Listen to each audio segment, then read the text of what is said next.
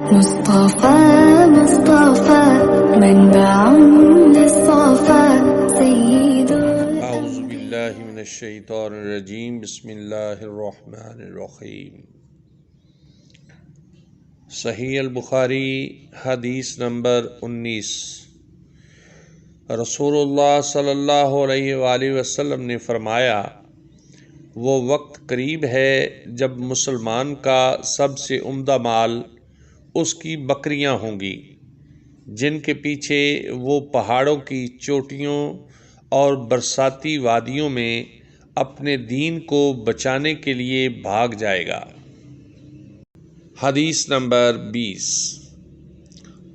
رسول اللہ صلی اللہ علیہ وآلہ وسلم لوگوں کو کسی کام کا حکم دیتے تو وہ ایسا ہی کام ہوتا جس کے کرنے کی لوگوں میں طاقت ہوتی۔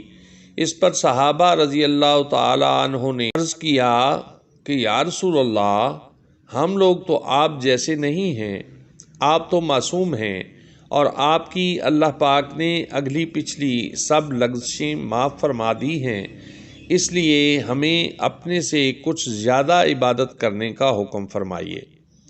یہ سن کر آپ ناراض ہوئے، حتیٰ کہ خفگی آپ کے چہرہ مبارک سے ظاہر ہونے لگی۔ پھر فرمایا کہ بے شک میں تم سب سے زیادہ اللہ سے ڈرتا ہوں اور تم سب سے زیادہ اسے جانتا ہوں، پس تم مجھ سے بڑھ کر عبادت نہیں کر سکتے۔ حدیث نمبر 21۔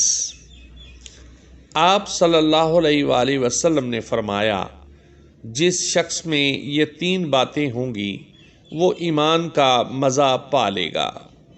ایک یہ کہ وہ شخص جسے اللہ اور اس کا رسول ان کے ماں سوا سے زیادہ عزیز ہوں، اور دوسرے یہ کہ جو کسی بندے سے محض اللہ ہی کے لیے محبت کرے، اور تیسری بات یہ کہ جسے اللہ نے کفر سے نجات دی ہو، پھر دوبارہ کفر اختیار کرنے کو وہ ایسا برا سمجھے جیسا آگ میں گر جانے کو برا جانتا ہے۔